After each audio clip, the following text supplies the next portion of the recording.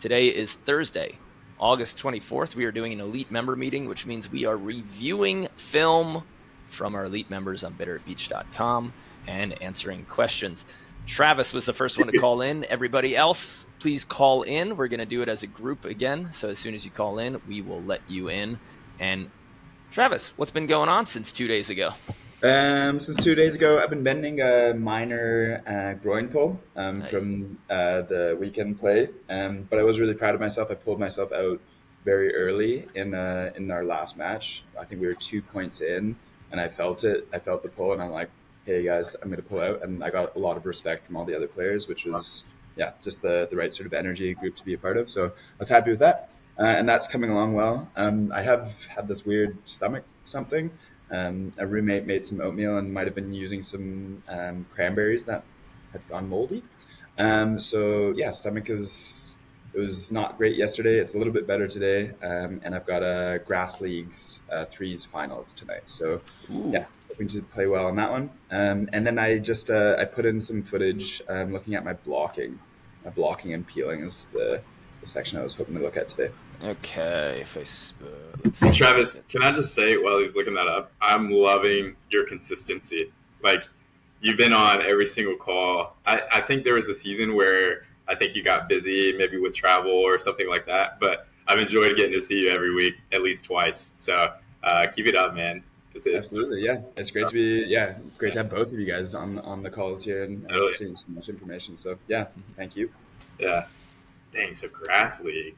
I actually got invited to play grass tonight, and I was like, I don't know if my body can handle that. Oh, get out of here. I feel like an old man right now, Mark. Yeah, you wait till you're my age, son. Oh, man. Grass. Good old grass. Okay, so Travis, we are looking at your blocking and peeling, but let's talk about a little bit first what we talked about last time. So you didn't have the opportunity to play then. To fix that spacing that we talked about last time, huh? Yeah, I joined like a very social like birthday party 6-a-side grass, just casual hit yesterday. Didn't have that same opportunity to work on like the preparedness on the on-two sort of thing. Okay. And yeah, guys, Travis is accepting donations so that he could get the paid version of Wondershare so that he can get this stupid logo off of videos. So, hit the Patreon for Travis. Go ahead and drop your Venmo, Travis. Yeah. I guess that Ball Time app, that I haven't looked into that one, but I heard that one does all the editing for you, right? We got introduced to that early, and I think it's doing a good job. So for everybody who's looking to edit their own videos or like get volleyball videos, check out Ball Time. I mean, for the $6 to $10, whatever it would be per month, if you're looking at your own film, completely worth it because it cuts out the dead time between plays. All right. So this is you blocking here, right? Yeah. Right. I think there's only like 1 or 2 clips that might have snuck in there that wasn't about blocking, but yeah, it should all be me blocking.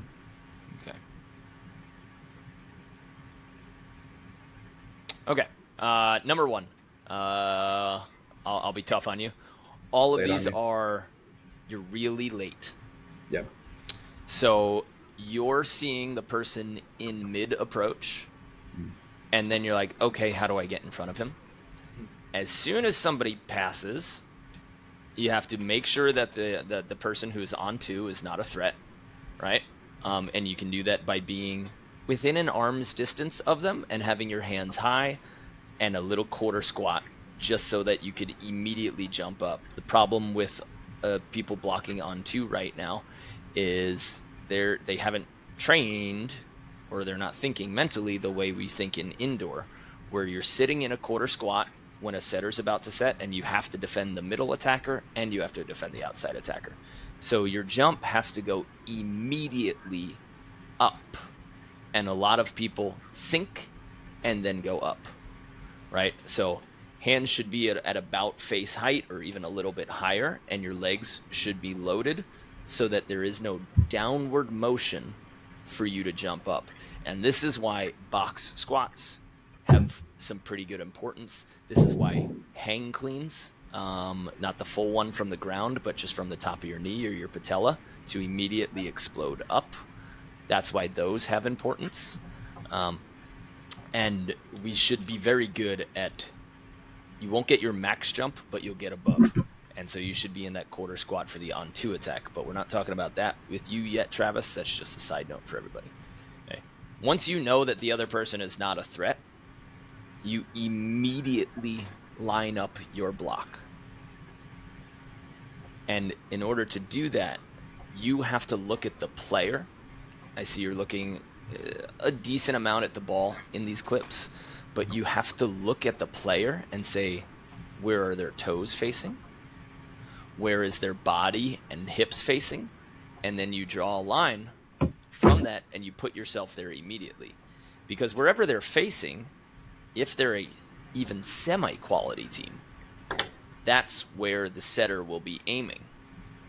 So you've put yourself in the position where the setter's going to aim and where that person's intending on traveling. Once you're there, now you only have little micro steps to make your adjustment instead of, okay, now I have to like make a big move to get in front of them. So Logan talked about it a couple weeks ago. You have to act as if it were in basketball, if you know this reference, and you're taking a charge, which means that you're trying to get in front of where that person is going so that they run right into the middle of your chest. And if you can do that before their first step of their approach, that should be your goal. Okay. And regardless of line block, cross block, you'll still have that central starting position? Yes. And I'll tell you why. We don't want to let somebody know that we're blocking line or cross until the absolute last second, right? If I take 4 steps knowing that you're blocking line, I'm going to go up there with all my jump, all my might, full confidence that cross is open, so I can swing it 100% cross undeterred, right? Same thing, line. If you just say that you're blocking cross, I'm going to be like, okay, line's wide open, and if that's your version of cross where you've cleared out of my line path, I'm just going to detonate without even being concerned about you. So whenever we talk about blocking, one hand is responsible for your for the sign that you gave. The other hand is responsible for a large chunk of the other one. Does that make sense? So like when I'm blocking line, if I'm closer to, so let's put yourself in my body, right? I'm looking at the net on my right hand, so their left side. On my right hand is my sideline. My right hand, if I'm blocking line, is going to be defending up to the buckle, the back corner of the court. That's where my right hand is, okay? And ideally, your hands should be just outside shoulder width. Then your left hand, if you don't know what's going on or they hid their approach very well, your left hand takes as much cross as possible while still being over the net. That means that your defender now has a very small sliver of cross that they have to defend. Instead of 2 hands definitely protecting line, now my defender has to cover middle, generic cross, and sharp cross. Okay, so you haven't really affected the play because basically you just left an open net for your defender, and that's 3/4 of that court. So for those blockers out there, one hand should take up what you're trying to block, and the other one should be free to move, free to adjust. If they give something away, then bring that other hand over. So like if I'm blocking line with my right hand and I go, oh, this guy's definitely swinging line, and we worked on this a little bit with Logan, I said, okay, bring that other hand there because you saw it, you know where he's trying to go, so now defend it.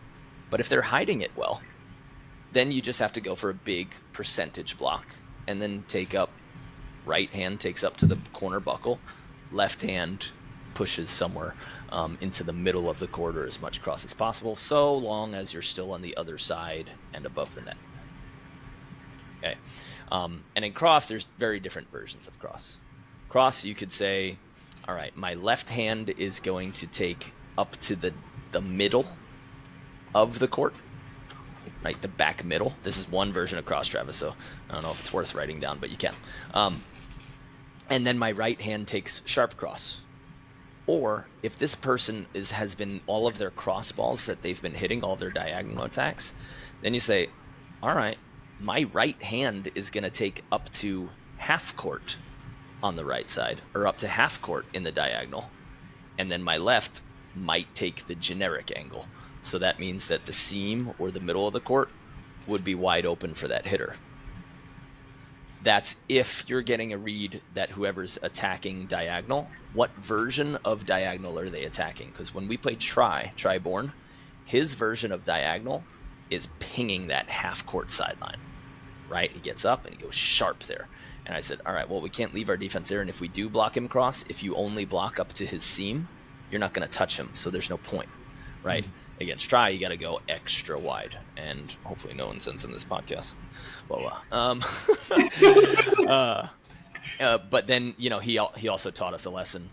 When we made a couple of adjustments and Hagen started getting some digs, Tri changed, and then he went to high, deep, generic cross, and we were nowhere to be found, right? So he made that adjustment, and you have to know as a player throughout that match, what is their cross swing actually landing?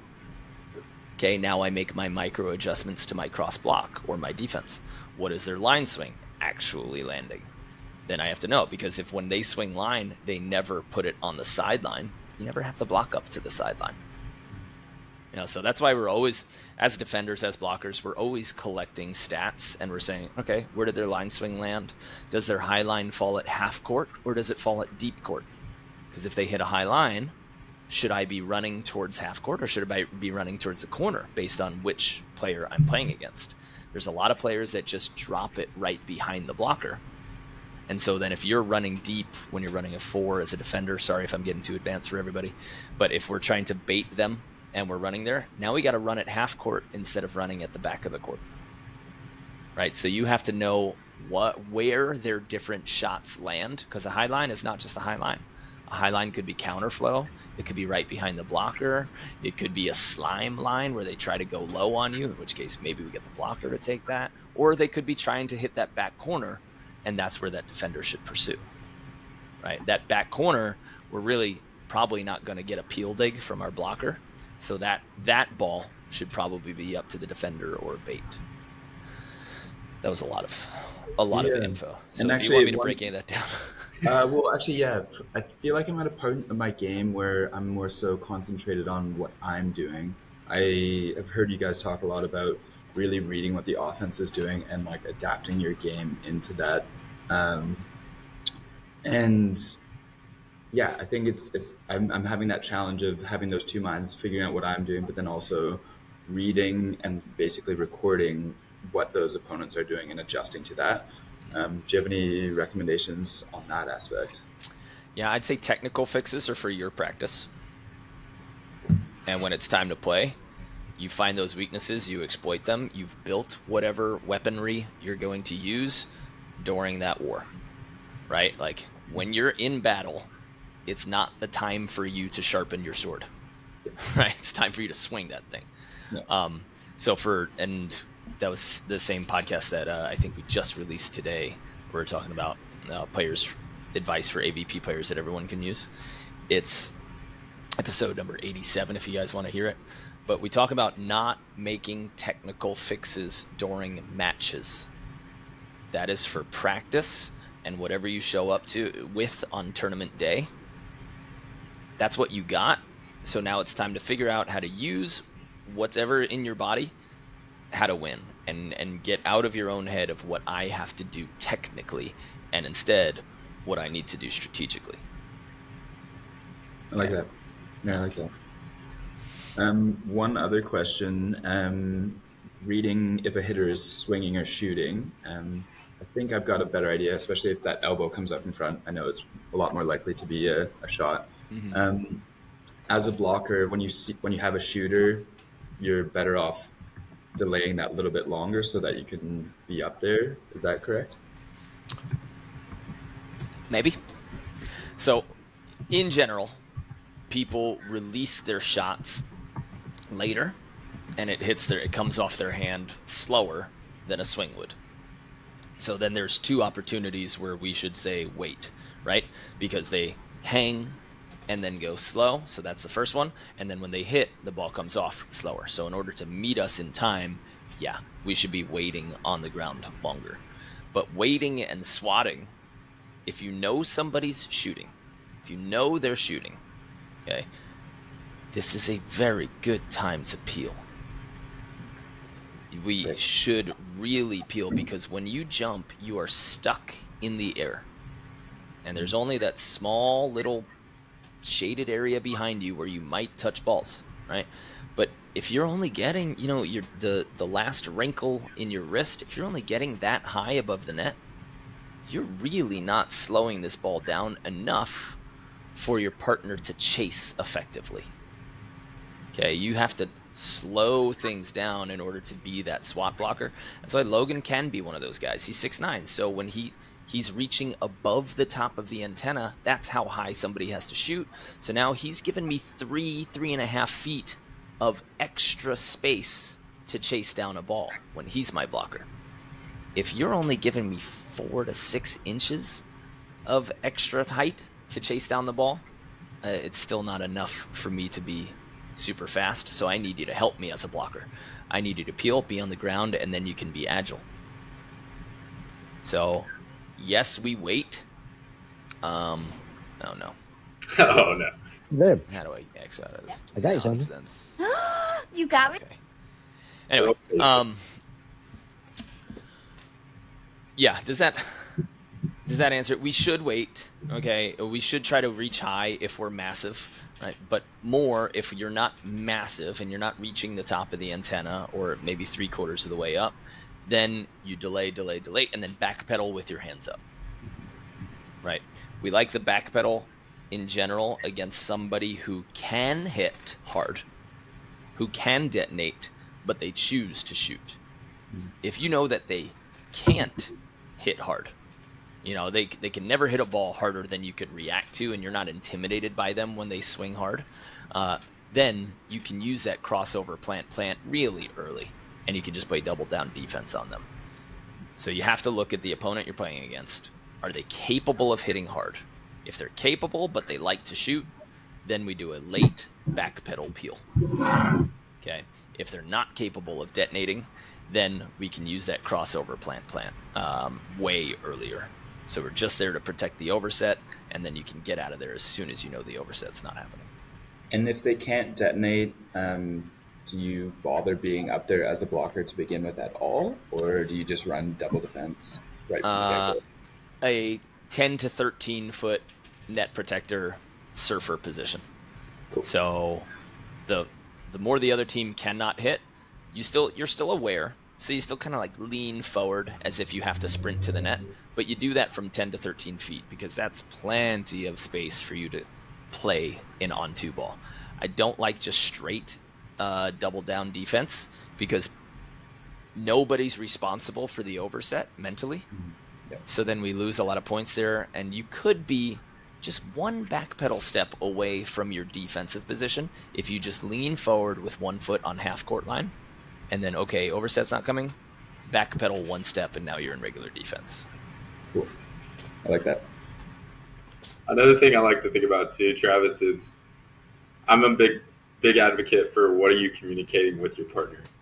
So not just like your signs, but also your body positioning. Because as I think about blocking, I think of it from a defender standpoint, where if I'm seeing my blocker is moving a little late to front the hitter, then I start to doubt, oh shoot, do I remember my call? Or, oh goodness, like, is he doing something different and taking a different part of the court than expected? And then it makes me hesitate to make my moves as well. And so as a defender, as I'm watching my block, I want to be very sure that he and I are on the same page. So the earlier that I can see that you are doing what you are communicating that you're going to do with your sign, the better for me as a defender to be able to be like, okay, he's doing exactly what he's supposed to. I'm going to make the moves too. So it just gives the defender more freedom whenever you're sticking to bodying the attacker and then using that one hand to stick to the call and then the other one as kind of a roamer, like a reader / roamer. to reach a little bit more aggressively into the opposite call as well, or like taking the seam, whatever that may be, whatever you and your partner decide. But just that's a great question to ask yourself: is what is my body language communicating as I'm blocking to my defender? Do they know that the call that we decided to call is going to happen? And if they don't, then they're super hesitant to make any sort of defensive moves. So I think it just gives your defender the freedom to be able to move and move confidently to the position that he's supposed to do, because he sees you communicating with your body what you're going to do with him. So I think that's a great question to always consider, whether that be blocking or setting or passing. Like whenever you're setting, I always think about DJ. Whenever setting comes up, dude, he's such a good setter. I was just talking about it yesterday. Every single time he goes to set, his whole body from his feet to his head are communicating exactly where that set is going. And I think that's a huge piece of setting and just skills in general in beach volleyball that goes unnoticed too often. Because whenever I think about sets, his sets are the easiest to hit from anyone that I've ever played with. And it's just easy to read where he's going with it. So same thing with blocking. Like, how can you be the most communicative blocker with your defender? I think that's a great question to ask yourself each time you're going into a game blocking. That has one last spin-off question, if I've got time for it. What to do as a blocker when they're coming down straight in the middle? The set is a little off, or the pass is a little off, and so that attack lane is now coming right directly through middle, and you've called either a line or a cross block. How do you rewind the tape and listen to the different hands? Okay, yeah. Right? So if I'm line blocking, I'm still putting that right hand on the line block, and then just trying to cover the rest with the left. Okay. Yep, that's it. Cool. Yeah, whether they're in the middle, and this is why people get so worked up about how do I defend on two. On two is a spike. You have a play call for on three. You do the exact thing for on two. Like, people are like, oh, do I sit in the middle? Maybe I do this. No, you have a play. We use some code words. So our team used some code words to say whether you were blocking diagonal or right or left for the on-two ball, so that you could have that defensive setup. But most people don't make a play call for on-two, so then they get super flustered because they have no idea where they're supposed to be. So maybe your first sign to your partner is what you're going to do for on-three. And Bill Kolinsky was always kind of famous for this. He'd be shouting at the other net. He's like, hey, I got this on three and this on two, right? And of course he'd shown it behind his back, but he's communicating with this guy. Other people use different versions of how to block on two, but if you don't have a plan for on two, of course it's going to be a mess. You have to put yourself in the same defensive position you would for an on three attack, but both of you need to know what you're doing. So give the play call. So just say hey, I got these and this on two. That means that I would be blocking the side that my open hand is, so I'm showing, for those who are listening on podcast, maybe I'm showing my second call is one of my hands is a fist, one of my hands is open hand behind my back, and my open hand represents the side that I'm blocking as a blocker. Okay, and we don't have to call it line or angle, because all those rules is really what side of the court you're blocking anyway. So we can always use open hand. And in wind conditions, I often use that. I don't even call line or cross. I'll just say which side of the court I'm blocking for the entire point. Because if you have side wind, there's one strong side and one good side, and we have to defend that consistently. Yeah, I think it's also important to communicate back sets too. So on two, on three, and then also hey, here on back.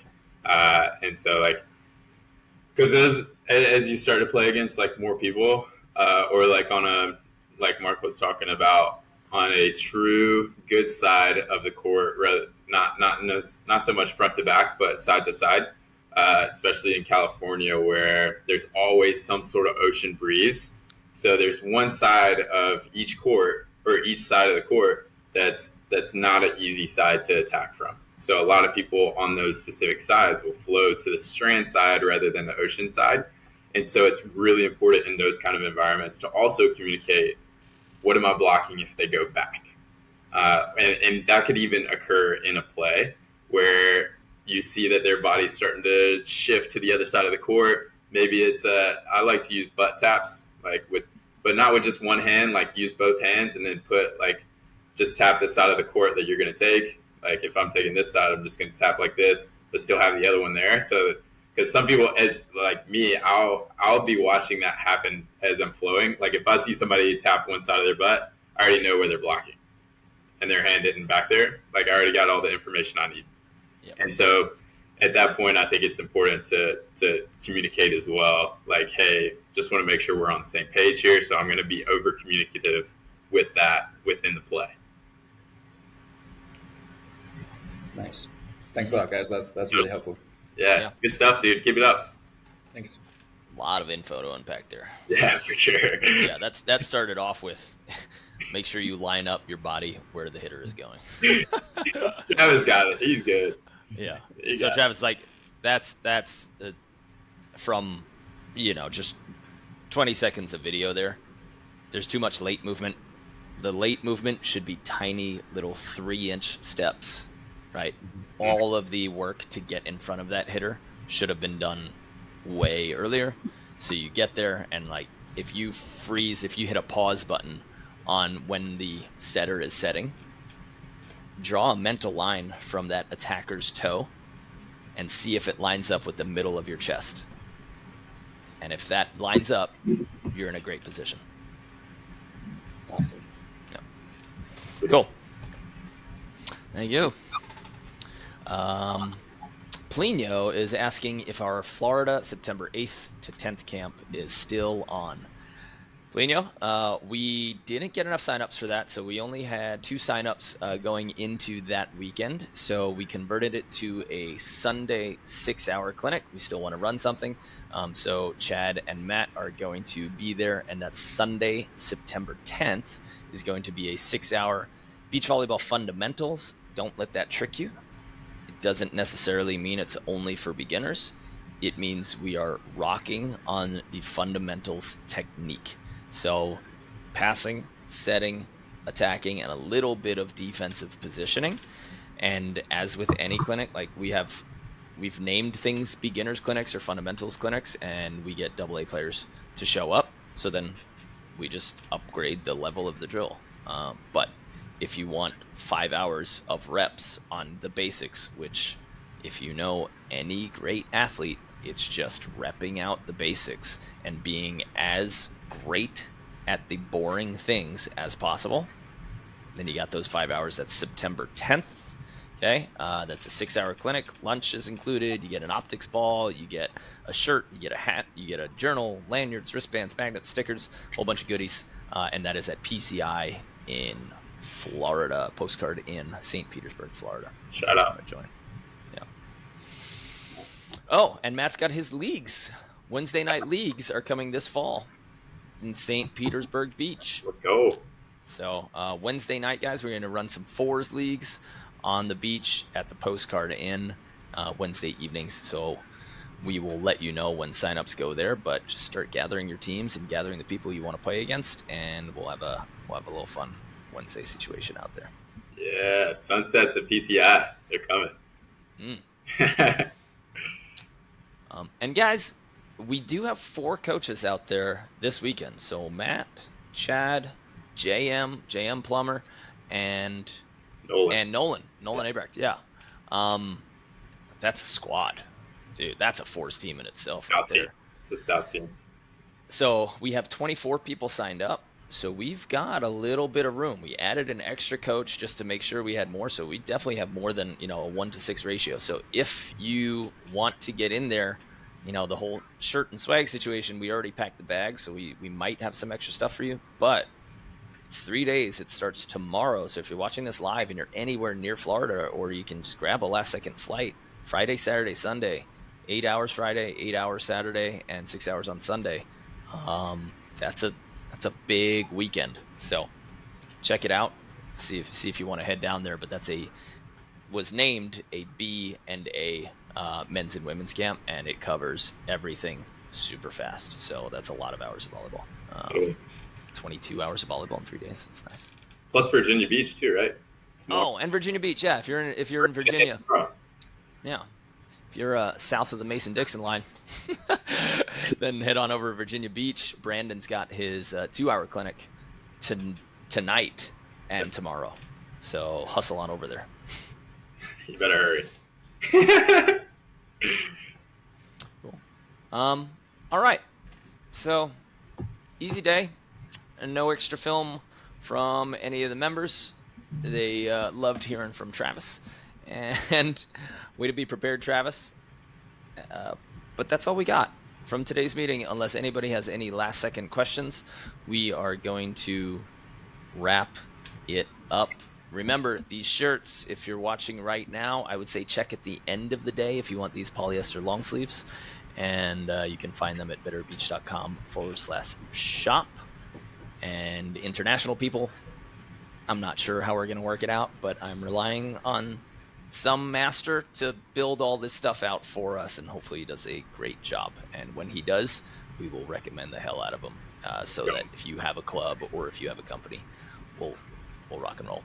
But Ethan's already stepped up big for Manhattan Beach, so thank you, Ethan. Shout out to Ethan. Yeah, these are nice. I feel like it's a good fishing shirt too. Maybe not the white one, the black one. I feel like the black one would be a good fishing shirt because then you don't get the fish blood on it, you know? That forethought, Matt, is why we've got you on the team. That's what I'm here for. Those conversations I was having at the Baptist. Smart. Yeah. Oh, are you a fisher? No, you want to go with the black. Let me tell you why. Don't do white. All right. Members, we will see you guys in the group. Thanks for stopping in and being a part of it. Travis, thanks for your film and for sharing and being open and hustling. Hydrate like an animal so that groin has the opportunity to fix, and make sure that you go overboard on protein, because if you need muscle repair, you need to have those amino acids and the protein in there so that your muscles have an excess of stuff. So that goes for anybody who's got injury, right? Anytime you're there with an injury, 100% no alcohol, 100% double down on the protein, like at least 1 gram of protein per pound of body weight. And I know we're talking pounds. I'm not sure if you're in kilos, Travis, but you can do the math on your own. And and make sure that you absolutely hydrate, so that when you have the protein in your body, now your bloodstream and everything actually brings it to your muscles easier, and the hydration within your muscle fibers actually helps you heal quicker. So injuries, ultra hydration, 0 alcohol because that ruins the protein synthesis, and extra protein and water. So, great. Travis, you're playing tonight, right? The final? Yeah. Let's go, dude. So you have 2 people. It's triples or doubles? Yep. Co-ed triples for tonight. Nice. Are you hitting? I will have Our Lady as the libero, and then I'll be between setter or hitter. Bombs away, dude. Let's go. Bombs away. Bombs away. Scream over you. Over you. Yeah. Yeah. Luck, dude. Excited to see some film from that. Yeah, I haven't actually filmed any from the grass. Yeah, I'll clear the camera. I'll try and grab a little footage from it. Yeah, we'll definitely get defensive looks, blocking looks, and approach looks. So, and setting looks. So it's all the same. Yeah. For those so if you guys are listening and you think, oh, it's grass volleyball, like Better at Beach can't help with grass volleyball. Look who wins every grass tournament. It's a beach player. So like, this all applies. All this technique applies to grass and beach, and our serve stuff, our arm swing, and our approach stuff for defense. Guys, even if you're an indoor player, jump on. I promise you, we will give you the value. And just keep your ears open for it. And then just like, Bruce Lee and John Hayden, discard what's useless. Like, take in what's valuable, discard what's useless. So be there for you. And best place for the footage, is that from behind again, or do you guys prefer from the side? Back middle. That diagonal view sucks. Okay. Yeah. All right. Cool. Thanks everybody from us at Better at Beach. We'll see you on the sand. Ciao.